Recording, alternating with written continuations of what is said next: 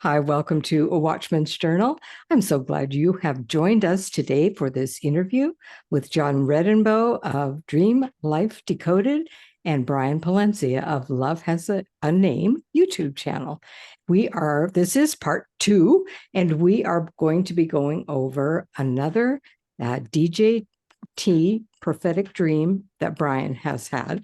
He's had a number of them, but we just kind of picked out the ones that we thought were the most impacting. And so we thank you for joining us today as we go to dream number 2 that we are going to be talking about. So thank you, John. Thank you, Brian, for joining me again today. So good to be here. Thank you, Diana, for having us on. And great to see you again, Brian. You too. Thank you, Diana and John. This is going to be fun to see what God unpacks for us all. It will be.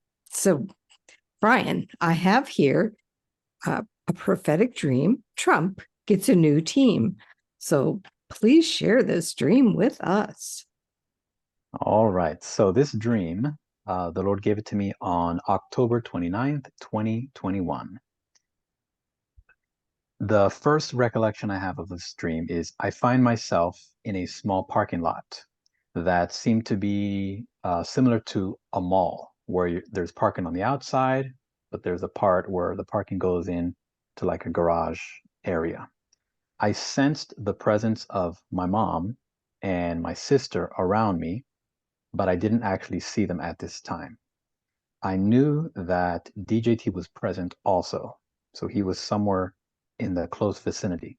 I didn't see any Secret Service men around, but I somehow knew that I was what I would describe as the point man of his security detail.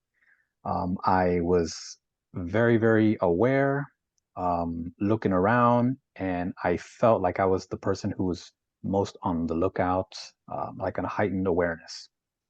Next, I instantly knew that my mom had just gotten into the driver's seat of a truck.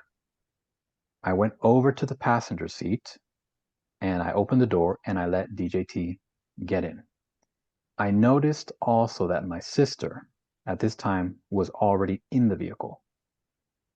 I then stepped out of the vehicle, and at that point, I believe I had more of a sense that it was an SUV, and I began to survey the area.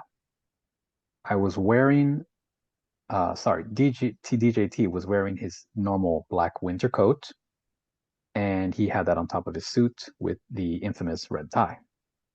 My mom began to drive us from where we were, which was the outside parking lot, and she seemed to only drive a few seconds. And she just got us closer to this apparently a mall entrance. This was the moment that I realized we were at a mall.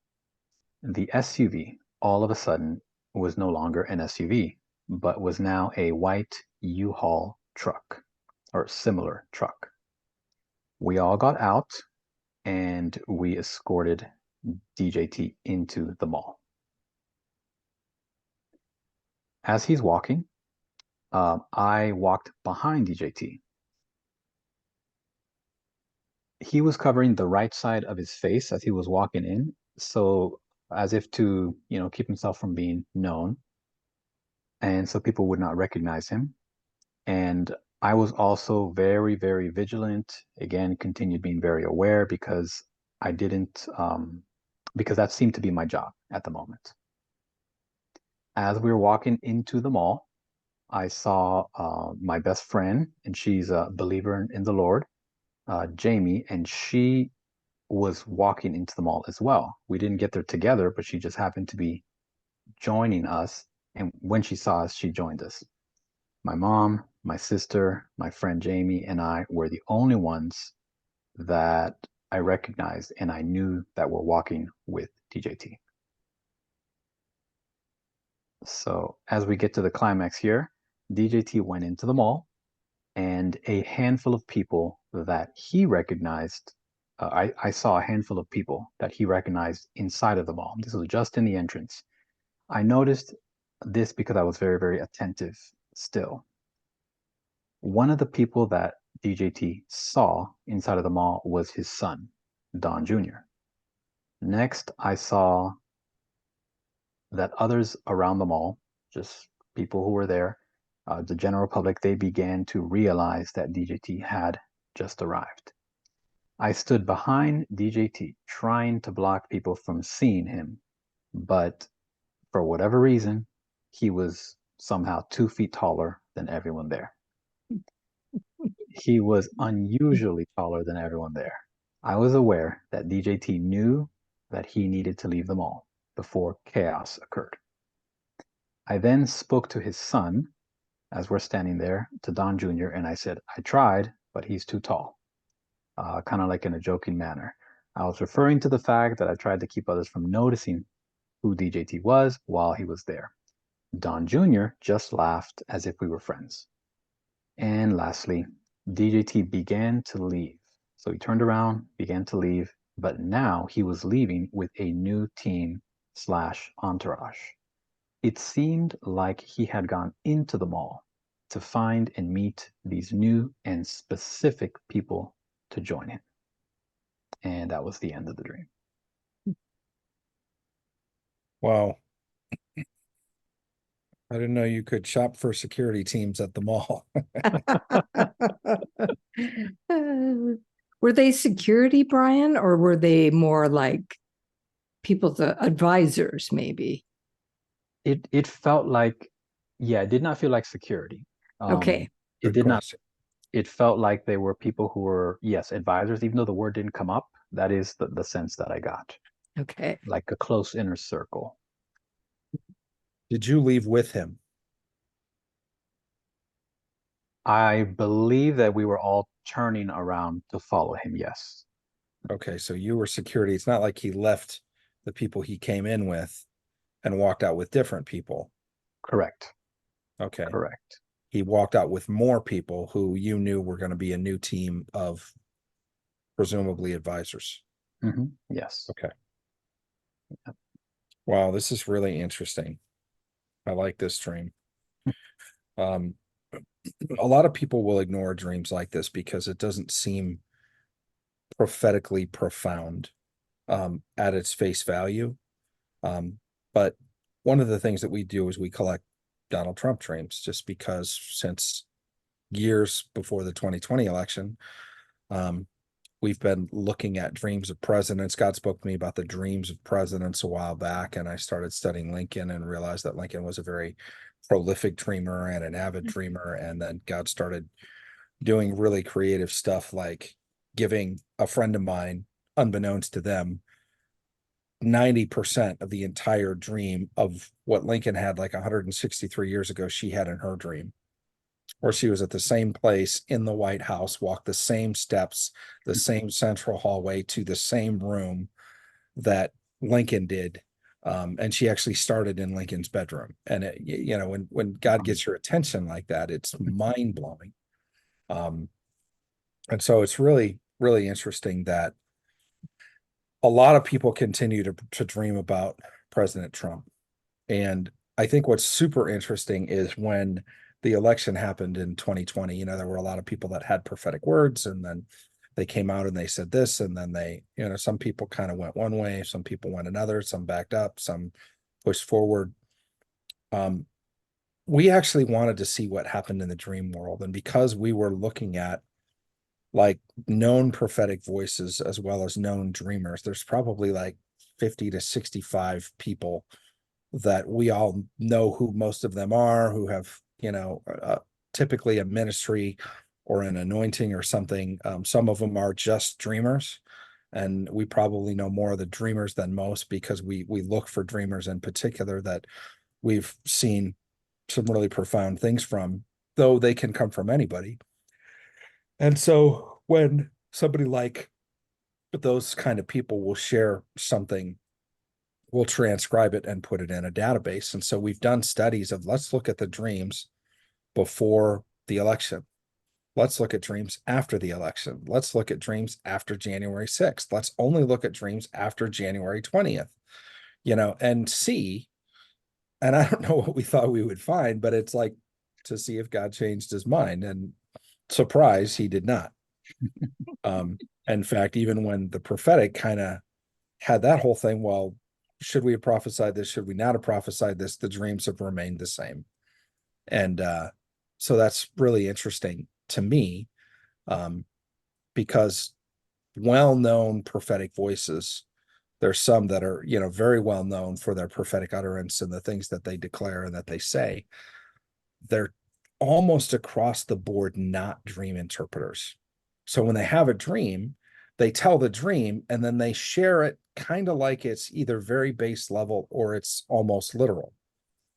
And those of us that are dream interpreters are like, oh, he dreamt about a coin shortage. This dream has absolutely nothing to do with coin shortages, the economy at all. It's actually talking about the election of 1800. And when you can see at that level, then it's like, wow. And it's interesting because when people are sharing things, you're like, it's kind of funny because it's like, they don't have any idea what this means.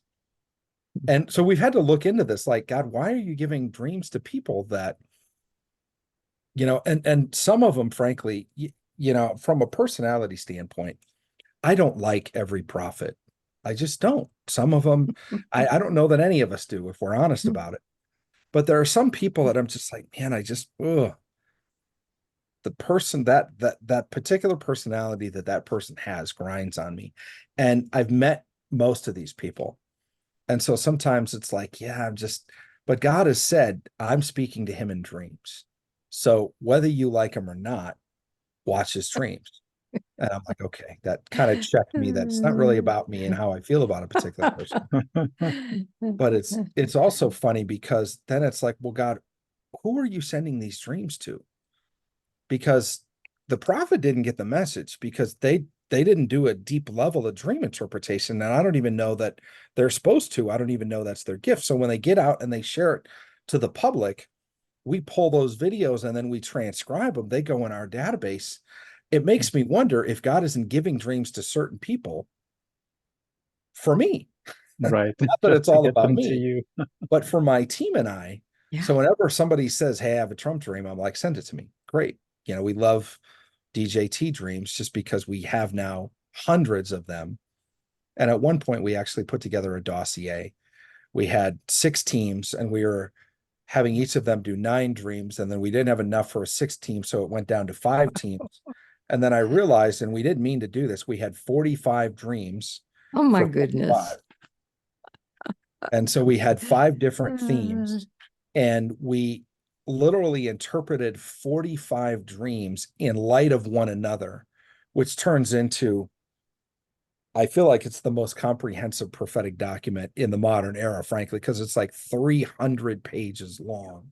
Like it's a lot to even read 45 dreams, let alone do a deep dive and a level of historical analysis on what God is saying in every one, and then look for trends and then put it all together collectively. What is he saying and what do we do about it? And so it turns into this monstrous piece of prophetic intelligence, but there's so much there. And so it's interesting because when somebody asks me to do a show like this, when somebody's going to talk about a DJT dream, it comes from having a unique understanding, not that I'm anything, it's just the place that God put me on the wall, is we have a unique understanding. And my team and I have probably read more Trump dreams than just about anybody out there because we have access to literally hundreds of them. And so it's always interesting to see, man, that reminds me of this, reminds me of this, reminds me of this.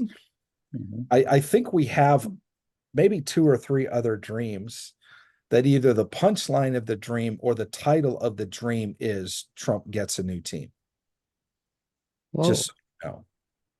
So, of course, the Bible says, on the basis of 2 to 3 witnesses, a matter is firmly decided. So I love that you're hearing something that somebody else heard. And again, we see that as kind of the power of dreams versus the one person of power for the hour who stands up and says, I have the voice of God for the nation. And that's great. But I feel like we've entered a new era prophetically where people have talked about like nameless, faceless. And it's not that they don't have an identity. I feel like it's almost like God is, in a sense, diminishing the influence of people who were kind of like the Lone Ranger man of power for the hour. And it's Mhm. much more of a prophetic community model where people are getting together. They're looking at what is everybody saying? What is God saying to 20 different prophets or to 25 different dreamers? And let's pull it in. And then let's take a group of people with multiple teams to hear from God on each symbol and then put together, well, here's what we're thinking. And so when it comes, people see me as doing the interview, but I really represent an entire team of people and really a movement of people Yeah. that have a lifestyle of looking at dreams on a regular basis and studying them in light of one another with multiple other people, which is why I love these shows so much, because this is kind of what we do. We get three people together and, well, I heard this, and well, I heard this. Oh man, I didn't hear that, but that kind of leads to this. And then there's the whole, Yes. when two or more are gathered thing. Mhm. So it's really interesting that you start in a small parking lot. So small to me represents purpose, not size. A parking lot, if you look at a car as a vehicle to destiny and or what drives you, which is most commonly what a car means. People think a car means ministry. Car absolutely 100% does not mean ministry unless you're in ministry. And so the people that teach dreams are in ministry. So to them, every time they see a car, it's like, oh, you're ministry. I'm like, I'm a business guy. It doesn't mean ministry to me. But then God will say things like what drives you. So in a sense, it's what are you motivated by? And others, it's the vehicle to destiny. What is your career path that you're taking? And then there's a difference between what type of car. And then we've even done so much. People are like, man, I had a car. There was this car, and I don't know I don't know what a Bugatti is, but I just felt like it was a Bugatti. Okay, well, do you know what color it was? Yeah, it was a two-tone gray. Okay, do you know what year it was? For some reason, I feel like it was, whatever. And then I'll go look up the car and I'll say, was it this? And they'll be like, yes, that was the car. And so the things that they got, like knowing it was a Bugatti and knowing what year it was, all are clues to something greater that God is revealing in dreams. Whereas if we just say a car, then there's so much that we miss. That's the flavor of what we're doing. So if a car is something that drives you or your vehicle to destiny, a parking lot is a stalled destiny. If you're parked, you're not moving towards your destiny. Mm-hmm. And what drives you isn't driving you at that moment. You're in a place, and it could be a Selah, it could be a extended vacation.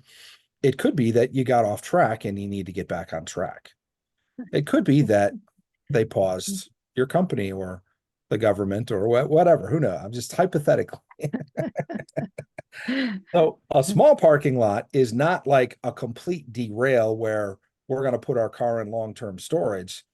It's like we're going to run in and get something and come back out. It's literally at the most a matter of hours. We're not even going to be here overnight.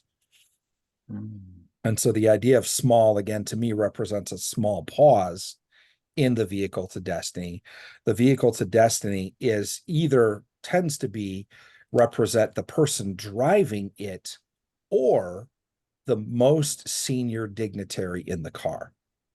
When you see the presidential limo, we know that that is not about the driver of the presidential limo. Nobody even knows who that guy is, right? It's the person who the limo carries, just like Air Force One represents Trump or Marine One or the sitting president. So the idea that you knew and you sensed that DJT was present means that this vehicle that's in this temporary short pause is about him and what's happening on the national level. This isn't a dream necessarily about your mom or you or your sister, though there are those components in there, which I think will be interesting as we begin to unpack that. So I like that it was outside and inside, which to me actually reminds me of the World Trade Center. I was a rescue worker at Ground Zero after 9/11, and we found a hole. It was a hole big enough that a man could crawl through, and we had to search the voids to see if there could be somebody down there. And so there was a guy named O'Shaughnessy, good Irish name, right? He was a firefighter. And so we tied a rope around his waist and we set him first down the hole, and then I crawled in down after him, and we went down about 30 feet in this literally maybe 35-inch tunnel, like a rounded tunnel, but all kinds of jagged pieces of steel and glass and dust and all kind. And so we're shimmying on our stomachs down into this, going down at an angle, like about like this, about 30 feet down in, and all of a sudden it opens up into a 10 by 10 room that was like a tunnel that then curved down, and there was a garage door. And at first we're like, what the heck? Because we're thinking this is an office building. And I didn't know, at least, that the parking lot was underneath the World Trade Center. And this was the North Tower. This was Tower 1. And so it opens it up into this big space. And we found somebody that had passed away at the bottom of what we had just crawled over, really buried under 30 feet of rubble. But it opened up, and we jacked open the garage door, and we went in, and there was all of these cars. And of course they were really, really nice cars. And they even had the little red light where you could see that their alarm systems were still working. And like half of the garage was completely sheared off and gone, as well as the cars. And so on one side you have these cars, and on the other side, the World Trade Center went, I think it was 7 stories underground. And so this was like the first story underground. And so when you walk over to the edge, it was 6 stories down into the bottom of what we call the pit. And so it's just interesting because it reminds me of the idea of inside and outside parking, like you see at a mall. Yeah. So the fact that you sensed but didn't see your mom and your sister, I think, are really interesting. To me, it speaks of family, but it also speaks of women in a place where they're going to serve the president. One of the things people said a lot about President Trump. One of the things that I think, if you actually go back and look at the record, I think with the amount of positions that he put women in, and even minorities, I think he was probably one of the most progressive, probably isn't the right word, but diverse people in his cabinet.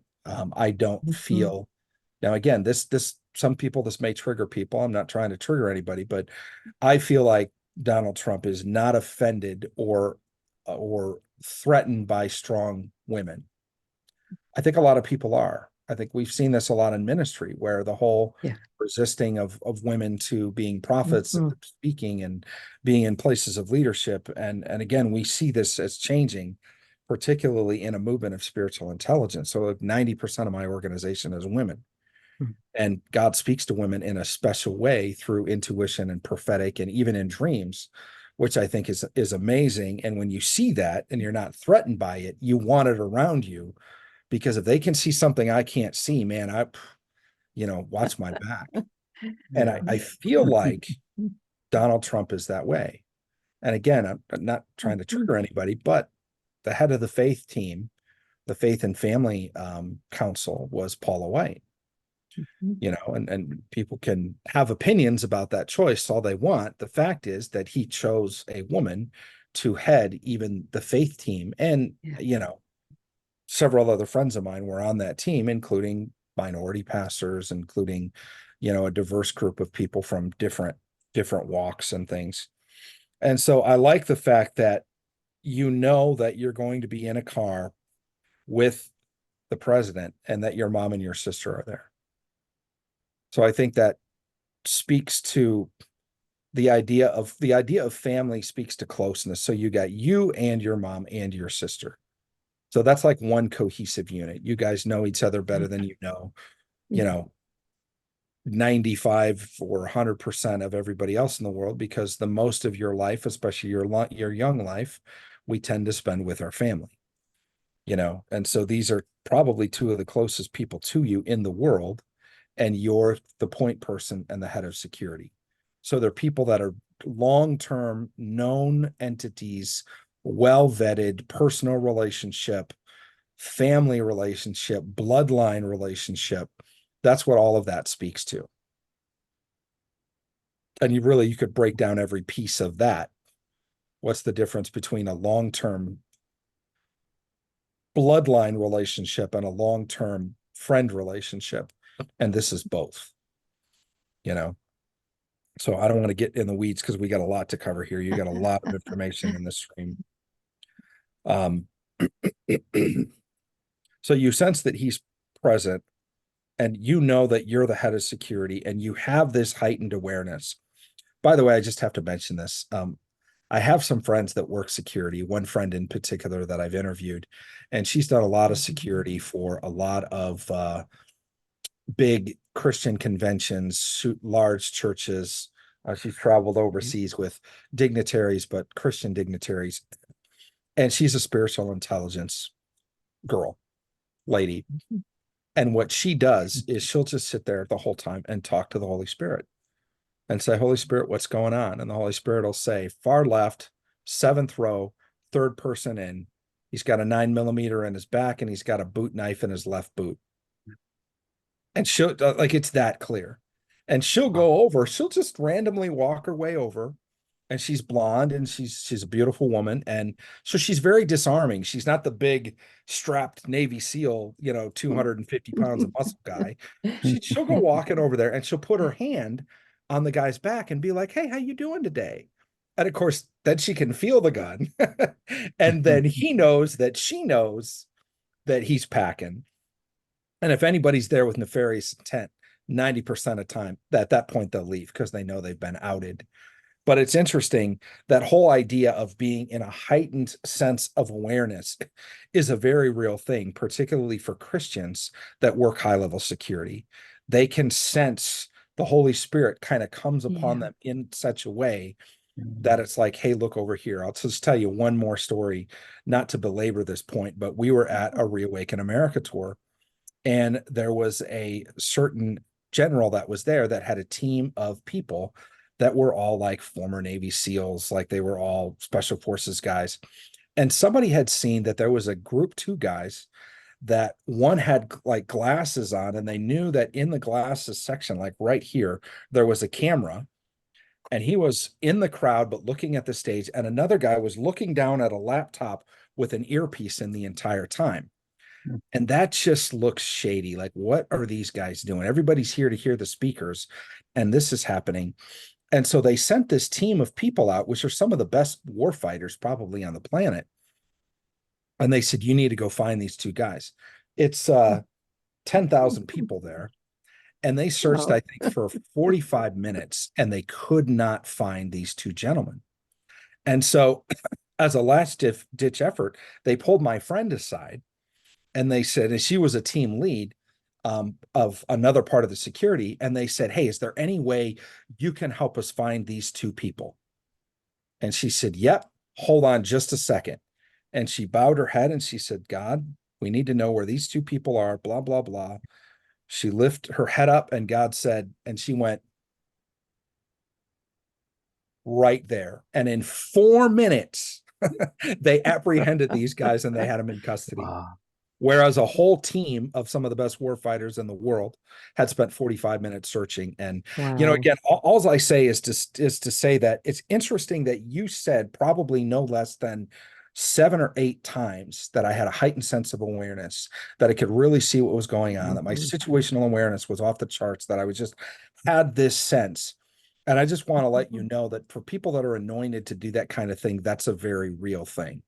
And we see that as another aspect of spiritual intelligence, as important as interpreting dreams or prophecy, is that piece. And so it's a literally kind of real time on the ground. You need to know what's happening, and God will say, boom, look over here and look around. And there's so many stories. We've done interviews on this kind of stuff. But just so you know, because if you don't work in a high level of executive protection or security, you may not know that that's an actual thing. And so it is an actual thing. And so it's interesting that God is letting you feel that in the dream, this heightened sense of, man, I'm just on. I can just feel everything that's going on around me and the president. So the heightened awareness is a big part of this. And then you know that your mom is going to drive. Your mom gets in the driver's seat, which I think is really interesting because part of this is a generational thing. Your mom's there.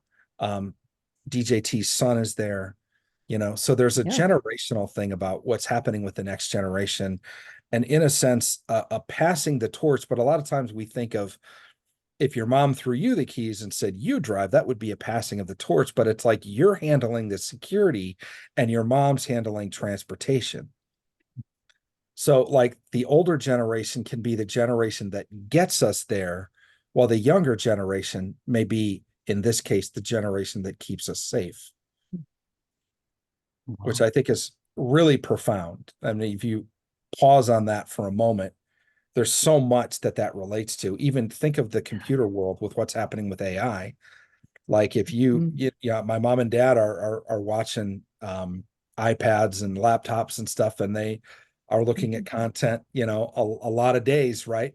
But if they need help, they call the grandson who knows all about AI, and he's concerned about cybersecurity, and he's like, oh man, do you know what they're doing here? And Chat GPT and this and that, and so it's really interesting because that is also a real thing. The dynamic that you're seeing, which again, it just seems like information. Oh, my mom got in, and then I got in, and then he was in. But no, that God is positioning all of the color of the dream in such a way to make a point, which is why we don't want to miss the nuances. People ask me, why do you get so detailed and granular? Because if God took the time to put it, he could have had anybody drive, and it could have been somebody that you didn't know, and in which case it wouldn't have been important. But and probably the closest long-term female relationship you've likely had in your entire life is the person driving the car. And it's the car with a world leader that you are directly responsible for that person's personal security. That's amazing. That's incredible. And so you let DJT in the passenger side, which is interesting because typically he'd go in the back. You'd have another Secret Service person, or you would be in the front. And then he would be in the back. But typically, I believe there's at least one Secret Service agent that is in the back of the limo with him. But so it's interesting that your sister is in the car somewhere. So she's not in the front. She's in the back. Your mom is going to drive, and we put DJT in the passenger side of the front of the vehicle. And do you get in the car? As I was reading that, I was wondering myself. Let me go back here to the spot. I went over to the passenger seat. I opened the door. I let DJT in. Saw my sister was in the car already, assuming that was behind the driver's seat. I then stepped out of the vehicle. As it seemed, I began to survey the area. So if I was in the vehicle, it must have been just for a moment. But it looks like I just continued to be on the alert. I guess I was just, so I don't really know. I don't really recall based on what I wrote. I think that's really interesting too, because, depending on the scenario, sometimes the Secret Service, and of course everybody thinks of the JFK scenario, but they run alongside the vehicle versus being inside the vehicle, or they ride in the car. There's just typically a level of security presence. It's obviously the driver. They have to be a trained driver and somebody in the car. So if that's the case and we don't place you in the car, the assumption would be that both your mom and your sister are part of your security detail. You're the team lead, but they're part of it. Okay. Which again would make sense in the idea of being a cohesive unit and being vetted and knowing your bloodline. And like when they do a vetting, you have to get what's called a TS. I think it's a TS1 Yankee is what allows you to be within touching distance of the president. In order to do that, they get a hold of, like, you have to do this. Who are your parents? Where were they born? What, who were their parents? Like you got to fill out these forms for days. And then they look up all your friends, even your friends from high school and grade school. And then they go talk to those friends, and they don't interview them about you. They ask those friends, who else did he know? And then they go to those people and they ask them about you. Wow. Whoa. Wow. I've had people that have been through this that came back and said, man, they told me in this interview the first time I got drunk. And I don't even know the first time I got drunk. Oh, I just thought it was funny. Like they had found, you first started using cigarettes when you were 9 years old by the kid next door. And, it's just like, man, they knew more about me than I knew about myself. Wow. So the idea of being in that position is not a casual thing. Now, what's also interesting is the thing that I keep hearing too is in the position that President Trump is in right now, he's surrounded by family. And so my understanding is a lot or all of them live in the same place, so they probably travel together if they're going to the same place together. And so the whole idea of relating you as the team lead of security and your mom and your sister being there relates to the idea of having family around him, though it's not his family. Does that make sense? Yes. So I think that that's super profound. He has on a black coat. So this is a mantle, right? Black in particular for colors in a dream means covert, means hidden, which means he's wearing a mantle of a covert mantle. He's doing things in secret that people are not understanding. And I'm saying this by what the dream is showing, not by my thoughts of what's going on in the world. There's a lot of people that can say, oh, yeah, we believe that that's happening. Well, whether you believe it, whether you don't believe it, I'm telling you what the dream is showing is there are things that he is doing. He's wearing a mantle of being cloaked. Now, under that mantle, he's all business. Blue suit, red tie, white shirt, classic DJT, right? It's the power tie. It's the blue suit. Blue means revelation. Yet it's interesting. I don't think in a dream I've ever analyzed the wardrobe of the president before, but it's really interesting to see the red is the power tie. The red also, if you look at it in Christian terms, is the signet ring, right? When you would dip your ring in wax was typically red. And think of any of the movies that you see, it's typically a brown or a reddish brown. And it's almost like the sealed in blood kind of a thing. And of course, when you think of the cross and, pleading the blood, the idea of wearing a tie is being marked with favor and blood, but it's also the white shirt. So it's not like you're wearing an all red suit, which would just look really awkward. But he's wearing a red tie, so he has that marker, but he's wearing a white shirt, which represents like the white robe, the purity, Now, again, people may get upset at this interpretation. I want people to know I'm not telling you my thoughts of DJT, and this may not jive with your thoughts of DJT. I'm telling you what the dream says. And it's interesting because if you have strong feelings one way or another, listening to an interpretation can be like, well, I don't think he's pure. Do you know what he did when he went? Look, I'm telling you what the dream says, and what the dream is doing is and this will really check you hard if you're going that way, is the dream is a representation of how God sees him and or how God wants to represent him to us so we can get the intelligence from heaven.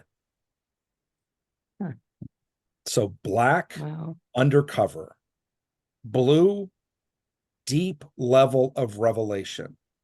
A Christian would say deep level of revelation. Somebody else in other movements would say a 5D chess player. That's what the blue suit means. The white means what's closest to the heart, right? Yeah. So it means pure heart. The red means marked. I think we all know what that means, marked by. If you don't, ask in the comments. But, and so this is the DJT. Now, again, we see this as just typical. Well, that's how we see him most of the time. Yeah, but do we know what that means? And why is it so important here? Because God decided to put him that way here. God could have put him in a pink tutu if he wanted to. He didn't. He put him in classic DJT wear.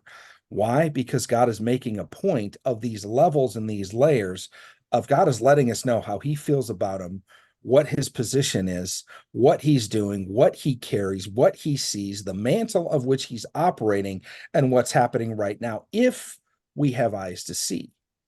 If you don't, it doesn't mean anything to you. Oh, that's just a typical outfit. Oh, okay, that's what. But I'm telling you, there's so much more when you get down into, why is the shirt white? Why is the tie red? Well, we know why, because he likes that, but no. Why did God represent it that way? Because you would know it was DJT just by the hair. You wouldn't need anything else to know it was DJT by his face and his hair, or even by just a knowing of his presence. So you didn't need him in uniform for you to figure out who he was. So why did God represent him that way? Do you guys have any thoughts on that, by the way? No, that's great. It makes sense. Yep. Carry on. This is good. Good stuff. So I'm interested in what you're going to say about the change of vehicle. I thought that was interesting. So your mom drives him a short distance, right? Yes. Basically up by the entrance of the mall. Correct. But he was in the parking lot. So this is, again, another nuance in the dream. If you were riding with the president and you were going to go to the mall, you would pull up immediately in front of the entrance. You wouldn't have the president with you and put him into the car in the parking lot to drive a short distance for him to get out. He would have never been in the parking lot. So why is he in the parking lot? Because God's representing a pause is why. Yeah. Because presidents don't sit in parking lots. They drop them off at the door. They pick them up at the door. The driver's ready. The car's warmed up. They get the door for. There's nothing that he has to do other than walk the short distance from the door of whatever building he's at to the car and let somebody shut the door, and off he goes. There's zero prep. He doesn't go hang out in the parking lot. He doesn't go get the car with the rest of the crew. He doesn't have to be let in. I mean, unless he's flying in his helicopter and he lands in the parking lot, and then he's got the short distance from the helicopter to the car, but that's the only reason he would be in a parking lot. So the fact that he's in a parking lot and you put him in the car, and it's in a car parked in a parking lot, is interesting. And then a car goes a very short distance and then you let him out again. Like, why would we do that? Wouldn't it make more sense just to walk? Except presidents don't walk through parking lots. Why he was in the parking lot to begin with and outside the vehicle is beyond me. Except that apparently God wanted to illustrate something, which I think is, again, it just blows my mind how profound it is that God does this. These are the nuances that if we don't look at a granular level, it's like, okay, yeah, put him in the car, we drive up here, that makes it. No, that doesn't make sense. That doesn't make sense at all. Nobody would do that to a president, right? And so you pull up to the mall entrance, you're not in the vehicle. So apparently you ran or walked the distance because you walk into the mall with him. You're not in the vehicle, but when you get to, you open the door to let him out though, don't you? I'm looking here. So I believe I understood a little bit more of what I was typing out. I actually took the notes from the video I did on this 2 years back. So when I noticed my mom get in the driver's vehicle, I saw my sister in the back. I believe what was happening was that I closed the door and I surveyed the area one more time. I believe that I must have gotten in as well, because the next thing I have here is my mom began to drive us. And since I put us, that I'm assuming I was in there. Okay. Yep. So that would make sense. Mm-hmm. That would, this is why details matter in dreams, you know. Mm-hmm. That would make sense. So mom drives us a short distance to the mall entrance. And then you said, and then everybody gets out. You didn't say, I got out first and then open the door for the president, which assumes how it would happen, but that's not what you said. You said everybody gets out. Correct. Now, there's another part of this that I think bears witness to the family, to the idea of being at the mall, to being in the parking lot, and to everybody getting out. And that's the idea not that this would happen, but it illustrates the idea of him not being under a presidential mantle at that time. Because if you're in the president of the United States, you don't drive anywhere. Everybody, you take an entourage, they go with you. Now, you still have Secret Service protection when you're a former president. But I don't believe it's the same. It's not the same team. It's not at the level of a team of an existing president. It's different.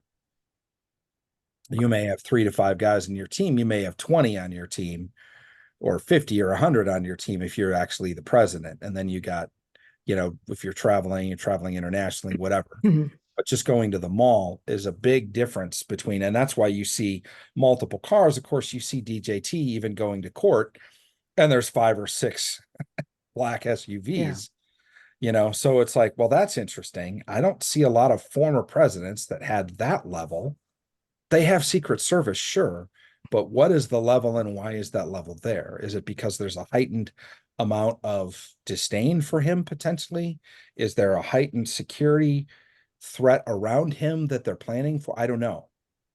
But it's interesting. I do have friends that have spent 25 years on the Washington Bureau of the Secret Service and have guarded presidents. And so it's interesting. This is the kind of dream that I would love to have a conversation with one of those guys about and say, tell me what you see, because they'd be like, yeah, that wouldn't happen. No, this is how it would go down. Why is this guy over here? And then we could say, oh, well, that's got to speak to this and this and this. But when you have the understanding of this is how it actually works in those systems, there would be glaring things to him that'd be like, that would never happen. Or, wow, it's interesting that he did this, So we're picking up a little bit of that, but not as much as somebody that really understood that world. So what's fascinating is when you pull up to the mall entrance, it's no longer an SUV. It's a white U-Haul. Yeah.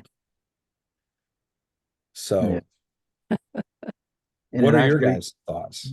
I want to say that the truck or the U-Haul or whatnot seemed to just get a closer parking spot, if I can say it that way. Because I'm still visualizing the dream.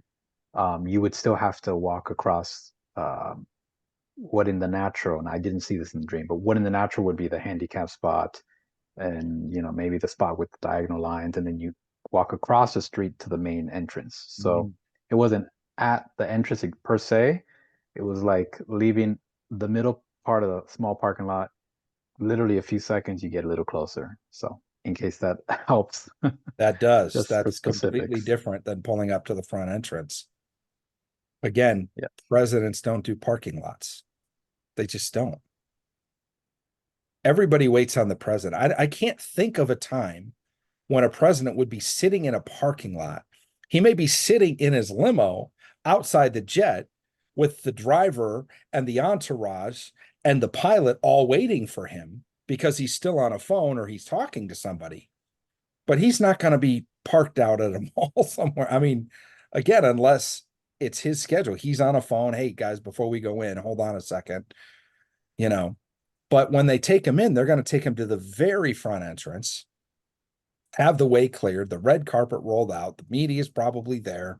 The owner of the mall would be there to shake his hands, a military entourage likely, police everywhere, but that's not the case, which to me speaks of a lesser level of security, which can speak of a different type of mantle, certainly not necessarily the mantle of someone that is bona fide president of the United States and acting as president of the United States. Now, again, I'm saying what the dream says. If that goes against what people feel, what people think, light up the comments. We're happy to take them.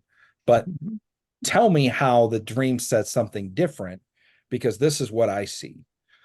So having the family around, being in the parking lot represents an idea of a lesser level of authority than a sitting, acting leader of the free world, president of the United States. Which again makes sense because that's what is represented as the position that he's in right now. If you ask just about anybody, is who's president, they'll tell you one person, and it's probably not Donald Trump. And then there's other people that believe this way or that way. I'm not here to address other people's beliefs. I'm here to say, this is what I see in the dream. And in the dream, I see less of an entourage than you would have for a sitting acting president. So presidents do ride in SUVs, but presidents don't ride in U-Haul rental trucks. No, they don't. So that speaks, I think, of a change of position, a change of job, something changed. And why is it a U-Haul? Yeah. Is that a play on words somehow? It is. It is. And a haul can certainly be, when you think of, if you think of intelligence people, if you go in and you take over Osama bin Laden's compound, and whether you get the guys dead or alive, whatever, you then get what they call the haul of intelligence. You get all the laptops, all the phones, all the SIM cards, every map, every piece of information, particularly electronic information, bag it all up, throw it on the helicopter. So you think of how many significant laptops are there that are being mentioned in the news right now? How many lists are there being mentioned in the news right now? How many files are there being mentioned in the news right now? Interesting. Now, my question is he dropping off or is he picking up? Because by the time he gets to where he parks, he's in the U-Haul. So he shows up in the U-Haul. Is he showing up because he's picking a bunch of stuff up to take with him on his journey, or is he showing up because he's about to drop into the marketplace, which is what the mall represents, all of this data, all of this, we'll say, items in the U-Haul? We don't know what's in the U-Haul. There's been so many words about exposures and files, and then of course even the Biden garage papers, and then Trump's papers, and then all of this stuff. What has been moved a lot is files and filing cabinets full of files by both Biden and Trump. And so I think it's interesting because God has showed us multiple open visions about files and what God calls an exposure war. And now more and more and more, we're having a release of a barrage of information that for years, those people that are releasing it, the mainstream media and the social media, have censored hardcore and emphatically denied the existence of everything that is now being talked about in the mainstream, including at their own companies publicly. So that could be a timestamp. Now, you had this dream in 2021. Nobody was outing the Epstein list then. You had a couple of people who had ideas, but not what's going on now. And even the treasure troves of information related to certain incidents, whether it's, medical stuff, or whether it's election related stuff, or whatever. There's just the idea of mass amounts of paper and files is, to me, the most likely thing that they would move. Trump is not going to move in a small white U-Haul. If he was going to move out of Mar-a-Lago, how many semi-truckloads of furniture and furnishings would he have to have? So it's not going to be one small. So this is almost like a courier van, if you will, even though it's bigger than that because it's a white U-Haul. Was it like the 12-footer or the 26-footer, or? Honestly, it seemed it wasn't super big. So if you visualize the U-Hauls that people would rent truck wise, it would be the smaller, maybe at max the medium. And it reminded me of a U-Haul. So I'm trying to remember now. At the very minimum, it could have been just the shape of a U-Haul and just being an all-white truck. But I did specifically write U-Haul because that helped me remember. So, but it definitely was not an SUV any longer. That's for sure. Well, even in the name U-Haul, it tends to be self-hauling. You are hauling something. So typically it's something that you own or have access and control over. So if it would make more sense that he's dropping off files or he's taking files with him, then it would be that he's showing up at the mall to buy something that he needs a U-Haul truck to carry away. That doesn't make sense. Right. What is interesting is that he leaves with more than he came with, because he leaves with this other team. Yes. But you're not going to throw the team of presidential advisors in the back of the U-Haul. Like that's not going to happen. And so there's something that either has occurred or is in the midst of occurring. And God says, I'm just going to place this piece right here in the dream as a timestamp that could represent a time of great exposure.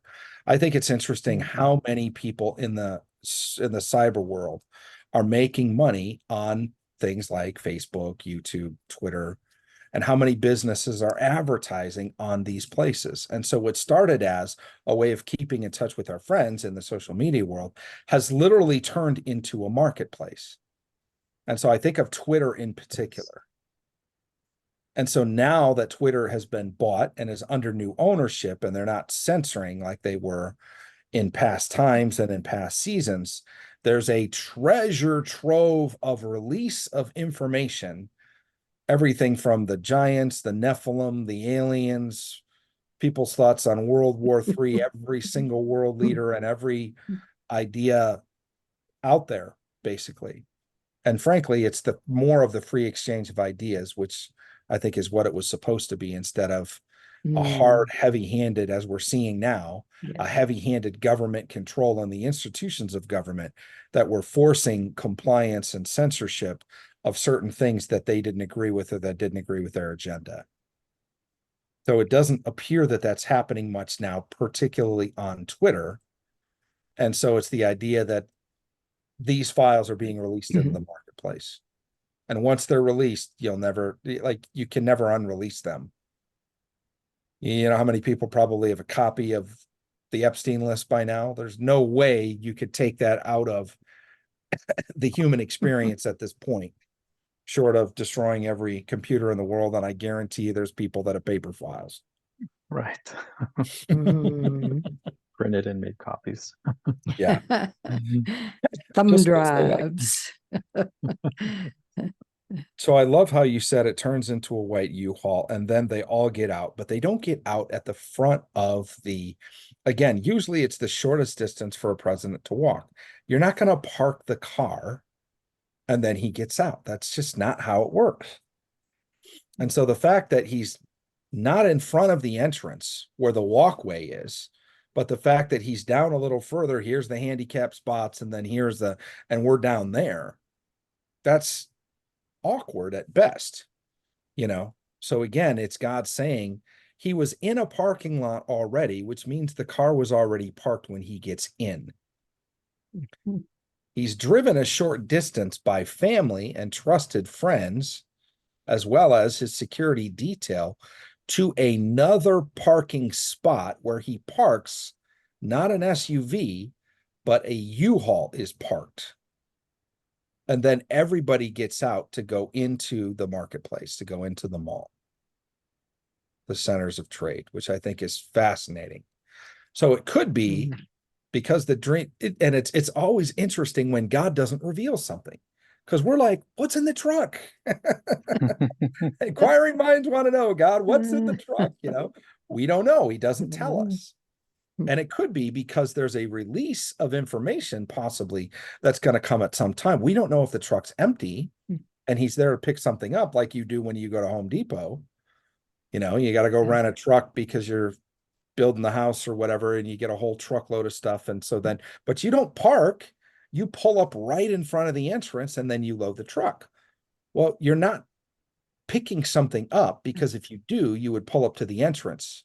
You're parking the car first, which may mean that there are just things that he's carrying with him that need to be represented by a U-Haul versus an SUV.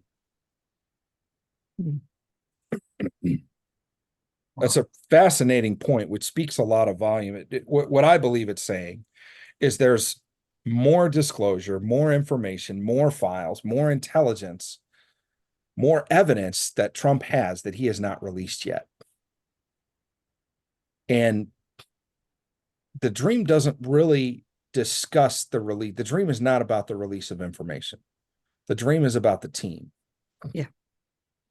I would presume, though I could be wrong, and I'm okay being wrong, that whatever it is that he has, he wants parked nearby. If you have a zip drive of the most incredible piece of salacious information on all the leaders of Congress, you're not going to leave it in your house or your garage. You're going to carry it with you, or it's going to be parked nearby. Maybe not on your being, but parked nearby. And that's what I see. The words I hear are parked nearby. So there's this truck of stuff that he brought, U-Haul. So it means he has ownership, he has access, and it's parked nearby. And now he's about to go into the marketplace.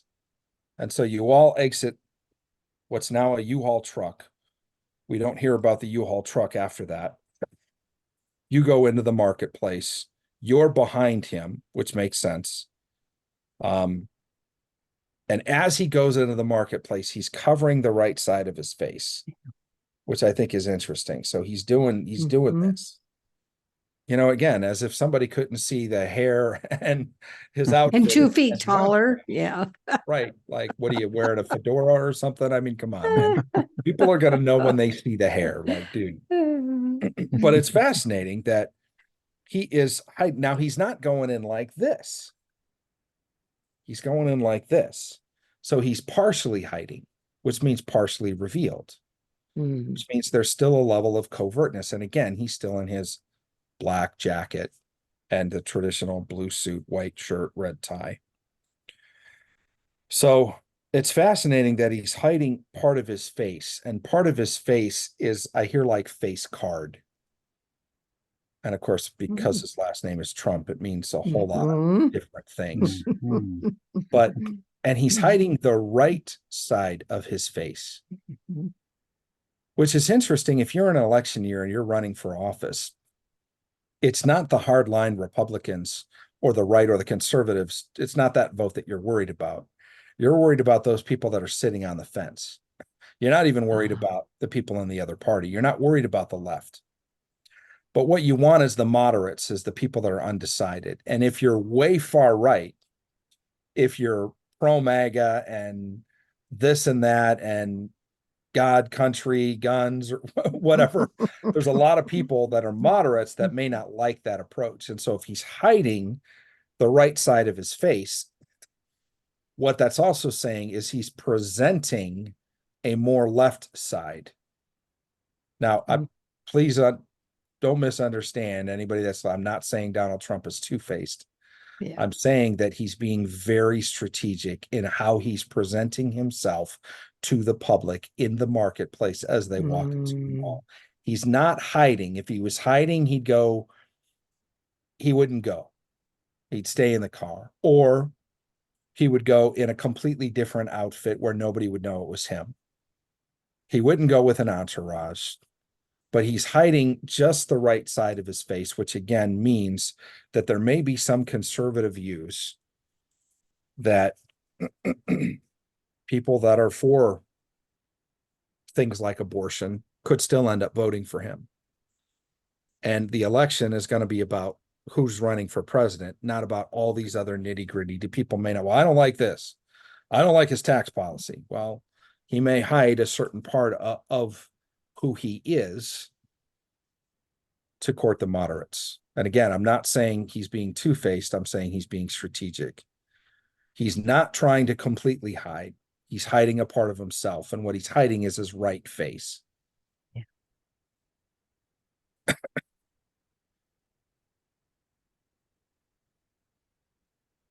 So as you're walking in, he's hiding the left side or the right side. Your best friend, Jamie, is there, and she joins the team, which I think is really interesting. Trump goes into the mall. There's a bunch of people that he recognized, including Don Jr.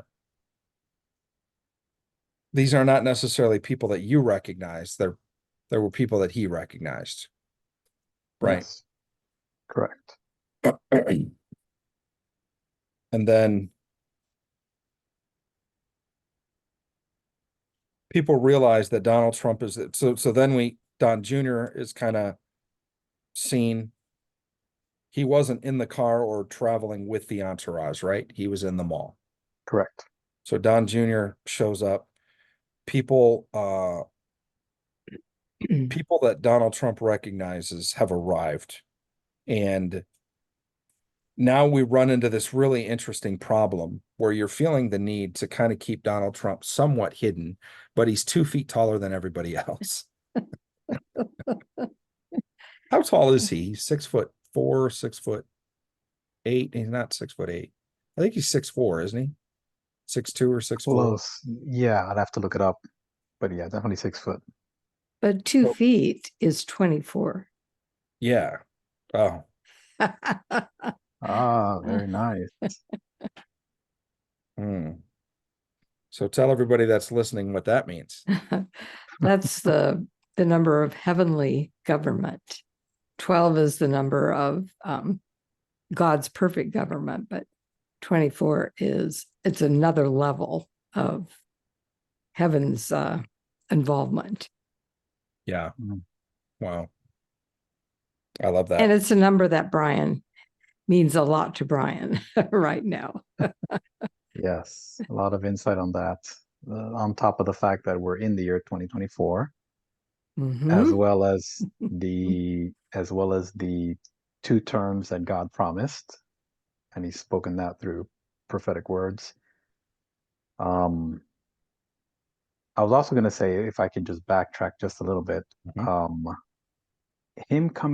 of us coming out of the U-Haul and having to walk the short distance. I keep thinking to myself as you were saying, and I think the repetition is very, very helpful, because it's like it get ingrained into people to question, okay, Lord, why did you show it like this? Why not like this? Yeah. So this is really good for oneself. And I'm just thinking to myself, okay, if it was the U-Haul, let's say it was still a U-Haul and he was dropped off right in front of the mall. From the mall, from the front of the mall to the mall, at least in this dream, it was almost like a covered, almost like the front of a building where it's covered, so it's not really exposed or out in the open. So with that in mind, I think to myself, why maybe part of the purpose is him walking across is like the process, and it's almost like, what if he's doing this on purpose? Like he wants it to be seen what he's doing, and him hiding with the right side of his arm, his right hand on the right side of his face, makes me think, I wonder if there's something he's purposely trying to hide from the quote unquote right side. It's almost like he's doing something slightly in the open, because if he wanted to be completely open, he would have just started from the middle of the mall, walked all the way. Everybody can see the process he is, and whatnot. But the fact that it's closer to the mall, it's almost like eyes on him for awareness purposes. But yet no one really knows what he's doing, because he still has that mantle of covertness. So I just find that very, very interesting. And it seems like the people that are in the mall, it's not that I got the sense like they all gathered and were waiting for him. It just so happened to be that as he got there, he knew he was going, and he was going to be finding people, and they just happened to be together. So when we saw them, I was behind him. They formed kind of like a circle around him. Don was on the other side, and I was trying to hide, of course. And all of a sudden, DJT's 2 feet taller. I'm like, okay, it's not working. But I don't know if any of that, perhaps other layers of revelation will come. Oh, absolutely. I mean, we start with the black jacket, which we see as a mantle of covertness. And then we see him covering the side of his face. But then we also see he's walking under like this awning or this overhang, even to go in. So there's like 3 layers of protection or hiddenness in a sense. He's not, to be hidden is to not be out in public. He's out in public. To be hidden would be to be camouflaged or be wearing a mask. Could be completely hidden. He's not doing that. He's out in public. He's in a car. It's not a convertible. It's a covered car, but he doesn't park up next to where he needs. They park over somewhere else. So there's a different purpose of that truck than to protect the president, which of course it's a U-Haul. So it's probably hauling something, not necessarily all the furnishings of his house, because it wouldn't fit in a U-Haul. So then you think of the next logical thing, which could be boxes of files or evidence or whatever. And so he has the mantle on, he has part of his face covered, and he's going in under an awning, which is just fascinating. A covering, and a covering, like 3 different meanings of the word covering. Awesome. And you're behind. Yes. But then once he's inside the mall, there's people that recognize you, there's people that recognize him, and now you feel the need to cover him more than he was covering himself with his hand. The problem is he's 2 feet taller than everybody, and everybody can see that it's him. And you can't hide him, to which the conclusion is he needs to leave. Right? Yes, it didn't seem dangerous. I will say this, with the exchange I had with Don Jr. in the dream, it almost seemed like, hey, it's like a joke. Like I was trying to do my job, couldn't really do it, and there was a lightheartedness because Don Jr. kind of just laughed, and then we just kind of turned and began to leave. But I mean, there wasn't any sense of since we did enter, it was my mom, my sister, which were all believers, by the way. I thought that would be important as well. My mom, my sister, we all stand with God for Trump. My sister in Christ, my friend who came, she's also a very, very strong supporter, and we all love the prophetic. So I know we all have that in common. And so when we went in, it wasn't like he was going to leave us there and just leave with them. It was more like, I guess you could almost liken it to if you're watching a movie and there's somebody who has a plan, um, and they need to go and travel the world to find those people he needs for that team because they all have specific roles to play, like a dream team. That would make sense. Yeah. So, but they just happen to be in that one spot. But then again, that mall is the marketplace. So that doesn't necessarily mean it's one literal place. It could be different states. It could be different to that effect. So what about this thought? He's covering the right side of his face because what he is doing right now, he is hidden even from his supporters on the right because it's covert. It has to be what he is saying and doing. There's really a different purpose behind it. There's a different plan being played out behind the scenes than we see in the marketplace. I hear right side hidden as opposed to right side broadcasting. Yeah. Yeah. That's funny. I really think so, because I forget who said it. And I think it was Julian Assange that said when all of the information is released, 90% of Congress will be gone. Yeah. So this is not that. a left and right war. Right. This is a spiritual war. It's a war of good versus evil. But each person has a varying degree of their understanding of what we're in. And President Trump probably has a better perspective than most of us, what he's dealing with and what our country is dealing with, because he's been in rooms that we probably don't even know exist. Yeah. I kept asking the question, why 2 feet? Why 2 feet taller? And I wondered if you guys had any thoughts on that. Honestly, it reminded me of the phrase, and I probably don't have it right. When you feel bulletproof, and is that 10 feet tall and 10 bulletproof? foot tall and bulletproof. Yeah, I said that once, and I was like, I don't think it's 2 feet tall, but it reminds me of that. So yeah, on that I don't know what else other than the 2 terms, 24 inches as well. The year we're in. It feels like this whole dream is showing the process And then when you spoke about the 3 coverings, I'm just thinking, we've been through it 3 years. We're in the 4th. And when you said that I was in the back covering him, I'm thinking, because, we know that I represent a believer for one, and then those who are praying and interceding, it seems to emphasize the importance of that spiritual covering. We're in the 4th day. We're in the 4th quarter of the game. That just came to me. The 4th day where Lazarus is resurrected to life, but I don't know. He's got to die first. Yeah. And I think 2 feet taller, it's like he stands out in the crowd. There's nobody that measures up to what he has to offer. I think of his polls.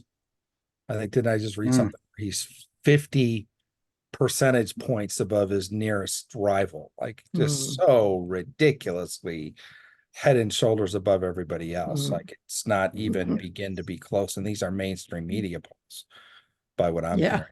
Yeah, that is true. But I did hear that too. Like I kept hearing like, all I want for Christmas is my 2 front teeth. But I also was hearing 10 foot tall and bulletproof. Okay. And what I think is interesting is it reminds me of how the Bible talks about certain people who grew in wisdom and stature and favor. Wisdom, stature, and favor. And so the idea of him coming back into the public eye, into this doesn't say he's returning as president. He's not in the White House. He's not, he's in the marketplace. I also think it's interesting that the marketplace is where I feel like Trump would go to find advisors. Whereas a lot of former presidents would go to think tanks and they would go to the Ivy League. And we see, frankly, what a lot of that has done with where our country has gone with those kind of people who may not have a whole lot of real world experience, and they have a lot of thoughts and ideas from liberal colleges about what they think should happen. But in the real world, most, if not all of that doesn't work whatsoever. And then you have the guys out running businesses who, they're in the world of capitalism. If they don't, they mess up, they fail. There's no safe spaces out there, and so I feel like that's where he would go to find a new group of advisors, because that's who he is and that's the background he comes from. So being there with a treasure trove potentially, or a moving truck of could be files, something that's parked nearby, under 3 coverings, he goes into the marketplace covering his right side, not exposing everything, not even exposing all of his face, and meets with or sees people that he knows, including his son. You approach his son and talk to him about your issue as a security head. Man, I'm doing what I can, but he's 2 feet taller than anybody. There's nothing I can do. And you guys gotta kind of chuckle about it. But even though you chuckle about it, the decision is made. We need to leave. Presumably because he can't be protected, because he stands out so much as so much of a target. But as he goes to leave, he's leaving with a group of people that are the new team, right? Yes. And I do think we've heard this word multiple times. We've heard prophetic people say that. My question is I wonder what teams they're talking about. I even think there's going to be a new prophetic team and even a new faith team around him, because he needs spiritual intelligence. He needs people that can discern, that could have told guys like General Flynn, don't take the interview with the 2 FBI guys at the White House. Get out of that room. He needs people that can vet people spiritually, where they can say, look, I don't know who this person is. I don't know what their resume is. I don't care. Do not meet with them alone, period. Leaders need people like that. And that's what a cadre of wise men and women were in Nebuchadnezzar's time and Pharaoh's time. And we still have that today. We call it a cabinet and advisors. But there's a level of spiritual intelligence that God is releasing right now in the earth. And there's a group of us that have been preparing for this eventuality, that God has said, put together a team of people that practice the prophetic, that work in secret, that aren't about being in the limelight, that are tracking the dreams of the known dreamers and prophetic voices, that are interpreting them in light of one another. So when we get a leader that is so mantled by the Lord to be able to change history at a critical time in our nation, you can meet that moment in history and be ready for being part of a new team, should we have the pleasure of serving at the pleasure of the president. That's why we do what we do. And we're not the only ones. I know that there are other people that, again, it's not about how many likes, how many views. We don't even tell our stories. We don't, I usually don't interpret my own dreams. I get 2 to 6 dreams a night. People are telling me, share more of your dreams. We want to hear what God is telling you. And I'm like, we'll see. We throw them in the database, and people are like, my own people love looking at my dreams and stuff. But I like doing stuff like this because there's so many other people that are having profound dreams. But the dissection of these and the spiritual intelligence with actionable intelligence, which let's get there. Let's get to the conclusion. So what does all of this mean? And what do we do about it? Just like Pharaoh, Genesis 41, Joseph, 7 years of plenty followed by 7 years of famine, famine so severe it wipes out the years of plenty. Now here's what you should do. Now, and by the way, this is where we step out of the role of intelligence and we move into the role of advisory. There's a law in the United States that says intelligence is not to give policy advice. Like the head of the CIA is not supposed to tell the president, here's what you should do. That's not their job. Their job is to present information and to present options. Well, that's not what Joseph did, and that's not what Daniel did. They said, here's what you should do.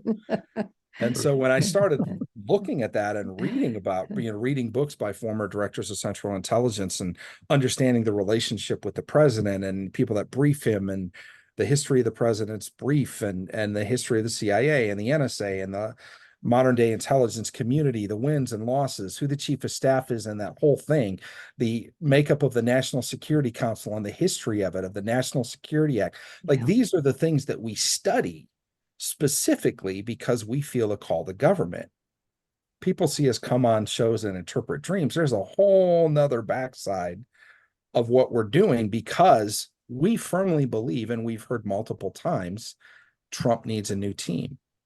And he's going to need a new team of people that know how to integrate with the intelligence community, that aren't weird, that don't wear white polyester suits and slick their hair back and wear these weird shoes and walk around with this religious stuff that nobody can even, like, you can't put those guys in a cabinet meeting. Like the media will crucify those people. But we need to know people hear from God. But can they hear from God without drawing attention to themselves? Without being weird, without having to grab the microphone away from the president and declare something over the nation? Can they just be an advisor in the background that nobody knows who they are? And I believe, again, this is the call for this generation. It's what people have called nameless and faceless. I don't like the idea of nameless and faceless because I feel like it's stirred us. It's turned us into a generation of people who don't even know what sex they are, let alone who they are in God. And so if you're nameless and faceless, you don't have an identity. That's not what God called us to be, as people without identity. What he did call us to be is being hidden. And I see this converging in 2 ways. One is there's a group of people, and there's multiple prophets that have said this, that are young or upcoming or pioneers or like people in the prophetic, in the spiritual intelligence movement, that have been hidden for so long, nobody really knows who they are. And they're just starting to kind of see the light of day with stuff like even the two of you, even what you two are doing. I believe you're in that company as well. But then there's the other thing, is there's the people that have had the microphone, that have been some of the leaders in the prophetic community. We're starting to see some pins drop there. We're starting to see people that we thought were trusted, that now there's character issues, and now there's this, and now, and ministries are falling, and leaders are falling, and microphones are getting taken away. And so I think it's interesting how a lot of prophetic voices will say, this is what's going to happen. The hidden ones are going to come forth. What that also means is those that haven't been hidden, those that have been doing it for money or for likes or glory or whatever it is that's been motivating them to be the primary voices or to try to control the narrative on the Christian realm, I'm not sure a lot of those people are going to be around much longer. Mm-hmm. Not to say God can't use the people in the past movement. 2020, and we don't talk about this, was a point of demarcation in the prophetic world. Wow. And it's where we shifted from this man of power for the hour type of prophetic, I'm a big shot and I say this and everybody follows me and blah, blah. A lot of those guys had to back up. Some of them closed down their ministries. They went into hiding. They apologized. Some of them quit altogether. Mm-hmm. And what's happened is God is birthing the spiritual intelligence movement, which is a lot like what the CIA looks like. It's a lot like centralizing information, bringing it in. I don't care what one guy is saying. I want to know what they're all saying. And I want to compare them all to one another. I want to look at your dreams and Ash West's dreams and Andrew Whalen's dream and Johnny Enlow's dream and Dana Coverstone's dream. And let's look at what is God saying to and compare one to another. That's why we have such a healthy respect and a large file on Donald Trump dreams, because it's like, well, did God change his mind? Well, what about after the indictments? Does any new information come? God released dreams 4 years ago that have to do with the indictments that he's in now. And it's like, I love the phrase, has it occurred to you that nothing occurs to God? God wasn't caught by surprise. God's not wringing his hands. Yep. Oh no. No. What are we going to do now No. about that Georgia thing? Like, God is just laughing, Psalm 2, he sits enthroned in heaven and he laughs, and then he terrifies the evil nations with his voice. And that's what's happening, is we're seeing this. But if God has called people to be in a governmental position, there are a lot of people who have felt, I feel like God has a governmental call in my life. Who are you sitting under? Who is training you how to interact at a governmental level? Yeah, you need to know how to hear God, but do you know anything about the intelligence community at all if you're going to be on the National Security Council? Who is teaching you? One of the things when I've been around prophetic movements is a lot of people would get words, oh, you're going to stand before kings. That's great. Are you preparing to stand before kings? Do you have a suit that you could wear to Mar-a-Lago? Are you in shape to be able to run with the king? Do you know how to present yourself? Have you read books on, particularly if God's called you to a certain person, have you read books on how they like to be briefed, on how they absorb information? Do you know the nuances? Because if you're the guy at the CIA that briefs the president, you need to know that Obama liked his notes on an iPad and Ronald Reagan liked his on film reels. He'd go to the movie theater and he would watch the president's daily brief on the movies because he was a movie guy. So you got to know Donald Trump is different than all of them. He doesn't want to read 50 pages of the president's daily brief, and he doesn't want to hear a guy talk to him for 4 hours with 20 PowerPoint slides. He wants a piece of information tied to an anecdotal story-like presentation, and it's locked in, and he'll never forget it. So he's like so many people in the modern era, which is why things like YouTube are so good, and even shorts are good, is because he likes small, truncated pieces of information wrapped around his story, and then he never forgets it. It's locked in forever. So maybe that's why God is giving so many people so many dreams. Because when we go to brief a guy like that, you know what we're going to tell him? We're going to tell him a short story about himself, truncated with a conclusion, and here's what you should do. That's what dreams are. And we know that God speaks to kings in dreams because he did it all through the Bible. Yes, he did. Brian, anything that you would like to add at the end here about this dream?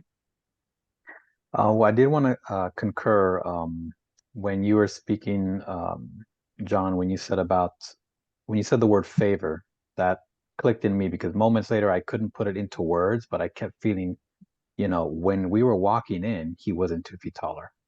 But then when he got into the mall / marketplace world, maybe even say it that way, all of a sudden it just made me think highlighted, like standing out Yeah. uh, Head by and God. shoulders above. Yeah. Hmm. I think that was spoken of Saul in Yeah. terms of favor at that time. That's really good, Brian. That's interesting because now he's a David. Yeah. There's a Saul and a David there. But Mhm. also 2 feet taller, I was thinking, well, 2 is the number of witness, perfect witness. And I feel like in the midst of the world is now witnessing, as you said, the polls, the favor of God. Like Oh, everybody, slowly but surely, I believe that the people are just opening up their eyes. Yeah. And I mean, the Yeah. polls happen, what, every couple of days, I think, of the new polls, and it just keeps going up and up and up. Yeah. So yeah, just wanted to, oh, and the Lord confirms things with me when I hear people, when his presence will just come on me. So I felt that as well at that moment. So just to bear witness to that, but it was amazing. That's I love that. That's awesome. yeah, really good insights. Yeah. I like the feel of that. Um, very much. Thank you, John. John, I wanted you to share with those who are listening an opportunity you have where they could be trained to interpret dreams in this way. So tell us about that. Oh, thank you so much, Diana. We have what we call the Spiritual Intelligence Mentorship. We're going on the 3rd year. We've had that, and we train people specifically, like you heard some of my heart come out. If you've been given a word that you're called to government, now you don't have to be called to government to learn how to do what we do. But the Spiritual Intelligence Mentorship, we show people how to break down a dream at this level.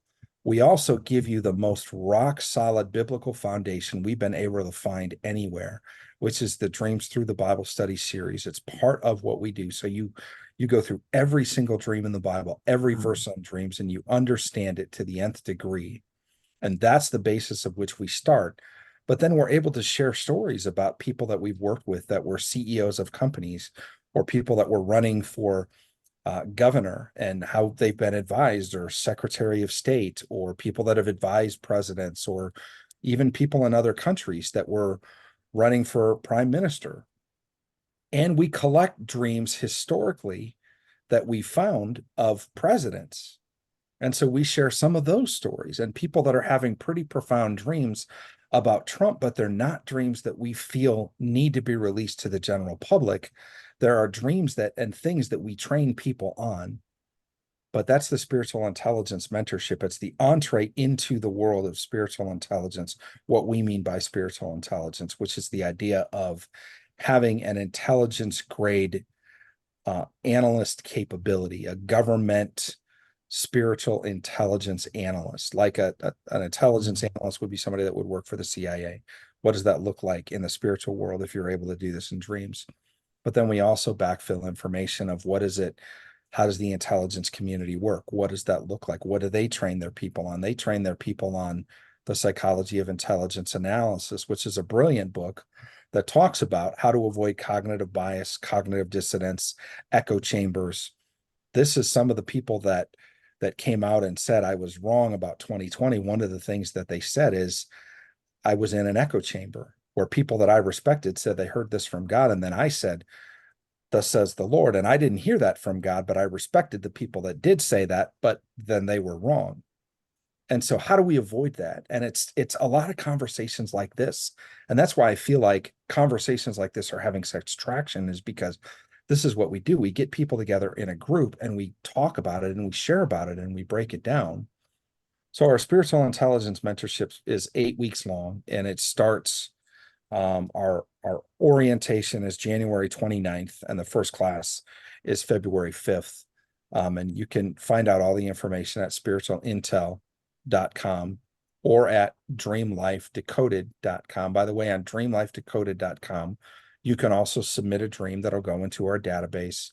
You can connect with all of our communities online and Dream Life Decoded on YouTube. You can see when we do live dreams, so you could have a dream interpreted like we interpreted Brian's dream, probably not as detailed, but a shorter dream. And so we would love to connect with you, because there's a lot of you out there that have been sitting on the sidelines or have been undiscovered. They can be grandmas. We have a ton of grandmas that are just intercessors, and they just pray, and God begins to share with them his heart for the restoration of the nation. And then they're like, what do I do with a dream like this about the president? And we're like, send it to us. And then they don't want to just send it. Now they're the ones interpreting them too. And it's so fun. I have a team of amazing people. And if you feel like that could be you, that's part of the actionable intelligence for this dream. So the dream means, and it's in the title, that Trump is going to get a new team. But it also means that things were paused, not once, but twice, that there's a moving truck, likely the release of documents, that's parked nearby. There's 3 layers of covering. There's an entree into the marketplace, which means not the political world. So it could be people that just are regular people like you and me that have jobs, but may be called on to serve at a level like that. And part of the actionable intelligence would be, get ready if you feel like you could be called to be that. And part of the actionable intelligence for President Trump will be, don't be afraid to pick a new team, because you're going to be in a new season of favor, and you're going to be 2 feet taller, and you're going to need a different level of advice and protection than you've probably had before, because this next term, if God wills it, or if you have the favor of the people to win a term and become, in that position again, is going to be radically different than the first term. Okay. I believe that. Yeah. I think the world is changing. I think it is. Yeah, It's exciting. it is. It is. It is. All right. Well, thank you both so much. This was packed and amazing. And if you're up for it, we can always get together again. And Brian has one more dream that we didn't cover, or actually was kind of more like a dream encounter, which is a different level that we would like to run by John. And John has some really good information too on things like nightmares and scary dreams. What do we do with those? And his view is quite different from most people's. And it's a real good learning experience for all of us. So if you're willing, fellows, I would love to have you join me again. And I'd love to. Excellent. We will do it. So Yes. thank you all for being here and listening. And we hope that you've been very blessed. And just keep your eye out for part 3, and we'll be coming back to you. So, blessings until we meet again.